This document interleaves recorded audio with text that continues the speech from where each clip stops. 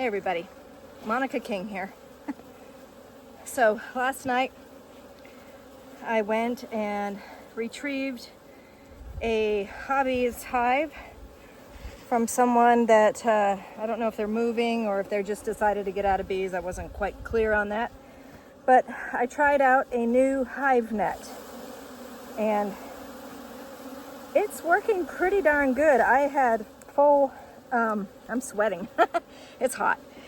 So I had full containment in this net, but the whole situation was crazy and I should have took video of it. But it was, it's an 8-framer, 1 deep and 1 medium.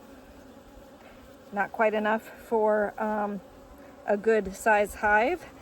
They should have had quite a few more boxes, and I think they might have they did pull a bunch of the honey off so that they could extract it and make it a little bit easier for me to move them. But this colony has gone through 2 swarmings that they estimate since they originally purchased it as a European nucleus, and they definitely are Africanized now. I got stung a lot trying to move them because I just mostly use nitriles, but I did break out and use some backup gloves because they were just all over me.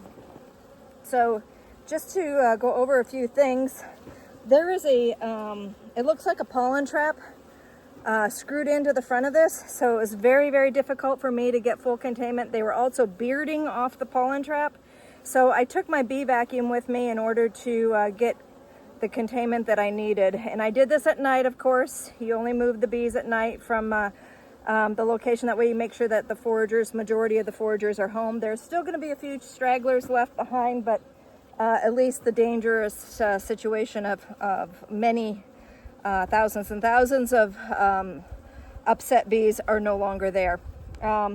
So I'll show you this net bag and tell you where my link to it. There's going to be an affiliate link to Amazon for this net bag, and I'll put that on my website here with a link to that below. But just to go over a few things, so I did have to remove the medium box, and so in order to get containment I had some extra equipment with me in order to put like another cover on this one on the brood chamber so that I could move it. I'm going to put all of this kind of back together for now. I'm not going to do an inspection. I am, though, just going to kind of give them room so that they don't, so they got room to breathe. I also have my vacuum catch box that I need to empty. But I was going to also point out, this is something else that I take along on my removals and my moving Africanized hives from locations, and that is this quick flip dirt devil. So what happened was they had solar lights that came on, solar motion lights that were literally right at the gate when I was carrying these bees in and out. So, man, I'm the sweat this morning. And so when I was moving the bees to my truck, many bees were starting to gather on the white light. And so this is them.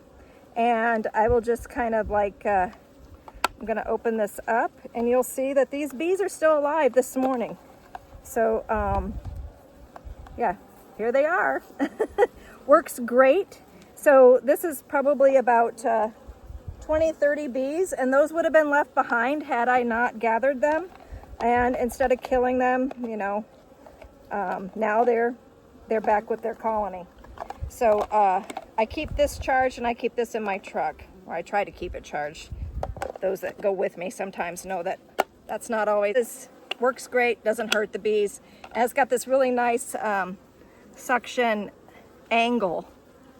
So yeah, perfect. I love this. So recommended for full containment. And then what else do we have here? Oh, well, we're just going to go ahead. I'm going to go ahead and get my smoker.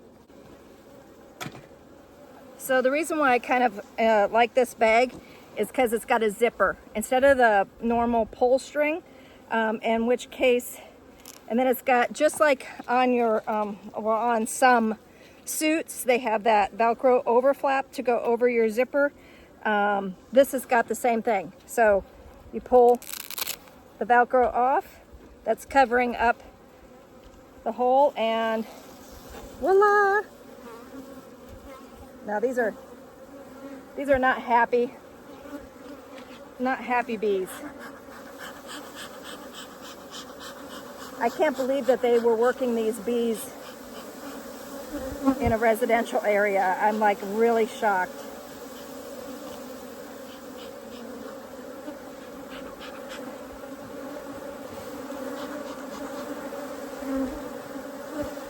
So what I'm going to do is take my net off, and I'll show you this entrance kind of we have going on over here, and why I didn't have very good containment without using this net. And the big thing I'm going to stress is that you don't want to leave bees behind. You want to make sure that you get the majority coming with you, and that the lost souls that are left are very minor. I mean, like little to none kind of thing. I mean, you'll have the foragers that got stuck out overnight, but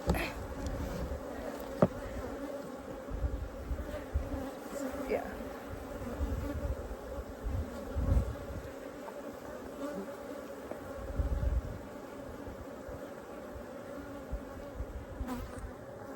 Okay, so that's the first group. Let me show you what I've got here. Oh, yeah, I think I saw their catch tray sitting out. But also, you want to use tie down. So you want to have one of those along. So of course I also used my smoker when I was trying to gather these girls, and Africanized bees. Some of the hives will like go back into their entrance and some won't. Well, this was one of them that said, oh heck no. So yeah, they did not. I'm trying to get there we go. My ratchet strap off. Like I said, and what I'm going to do is add the medium super back to the top of this so that they have space, because they were pretty full.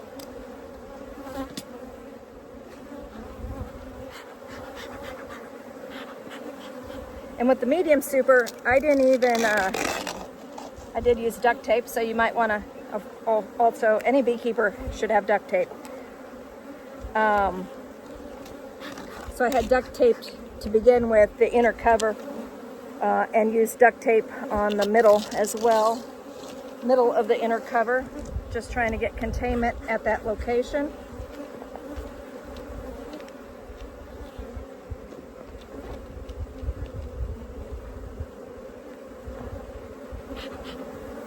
And I do not have a ratchet strap on the medium part, because I actually took the medium and sat it inside of the telescoping lid, and it didn't move at all. And I did not crack their inner cover from that medium, so they still had a lot of propolis and stuff on it. I just kind of tested it by trying to move it, budge it a little bit, and it was still really nice and tight. So they're probably not going to be happy here. I don't normally open them right when I get them here, but like I said, in this instance, I need to add the other box back to the top of it.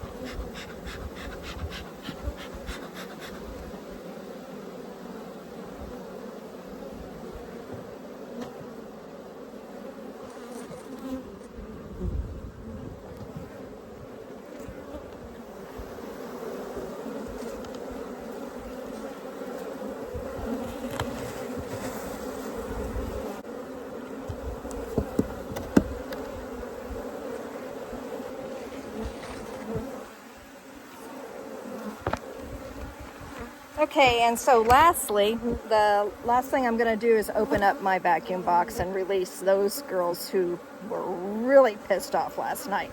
So that's my last one, and so this is just a really quick overview. I think that when I have help doing one, like last night I did not have any help to remove this colony, but when I have help doing one, I will do the full steps, showing the layout, showing the entire process of removing an Africanized hive, a Langstroth hive, from a residential neighborhood and getting them out of that situation for requeening. So basically what I will be doing is probably tomorrow, after they've rested here overnight and stuff, tomorrow I will likely be opening this colony during my advanced beekeeping class, just to start the diagnostics, see what we need to do. I'll probably definitely be requeening them. And so yeah, next thing is let's release the girls that went on the defense last night. And I actually need this box for tonight because I have to do multiple other removals.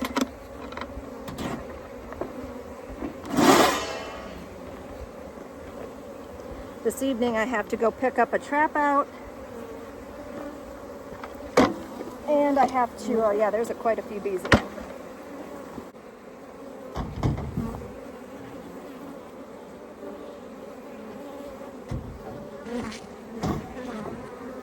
Well, thanks for watching. I'm pretty sure that I'm gonna try to head back to the truck now. Just want to show, these are those main bees that I had sucked up in the vacuum. And this is just to show, this you can't keep this in a residential neighborhood. This is just extremely dangerous. And maybe this is why they didn't want to help me move them, because they knew and they didn't really have very good suits. So yeah, these are the ones that I had sucked up at the location, put them in the vacuum, so that I brought them with me. I did not leave them there because these were the ones that crawled out and were all over the ground and were on in the air and in going on defense. So they yeah, they're definitely Africanized.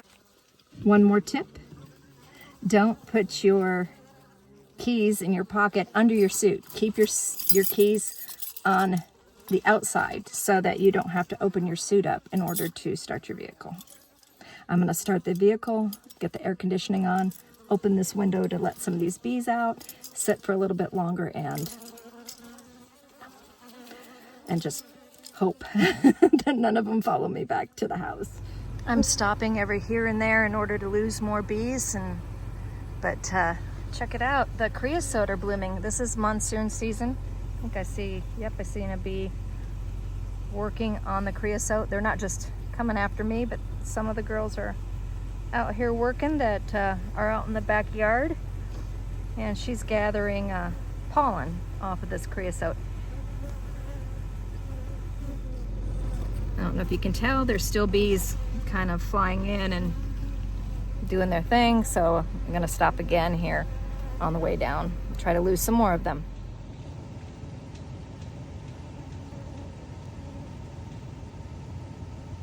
Looks like the cholla is going to be blooming again. We're starting to get a little bit of rain in our area. You can see the ants are working on the cholla. Maybe. It's not really focusing very good. There we go. Lots of ants in that one. I still got quite a few bees on me that just are being relentless, but as you can see, this acacia is also, now this is not the cat claw, this is not the one that makes us our beautiful white honey. This honey actually is kind of metallic tasting and not that yummy. So, but you can see that there's more flowers coming, and they do make a nectar source off of these, and they and pollen. So this is a really good plant for them. We also have, I forget what this is called. It's a vine, and it's blooming, as well as this one here, and it gets a little teeny flower on it. I don't know if you can pick that up or not. I'm trying to get it to focus on it, but it doesn't want to. But that flower is, the bees actually love that. It's hardly noticeable, but this is a sought after plant for the pollinators. Oh well, I've got to get to work. I'm going to be taking a few bees back to the house with me. Oh well. I have extra, like, really lightweight suits hanging around. And so if you have to go outside for a few hours after I've done this, you need to wear one of those. Otherwise, you're going to get a kamikaze coming around and stinging you. So if you don't want stung, that's what I have to do. So think about that when you have really close neighbors. This is like 150, 200 yards away, and I have to, I have to know that these are going to be attacking. And this is that's a distance. So be very cautious with these Africanized girls in your backyard.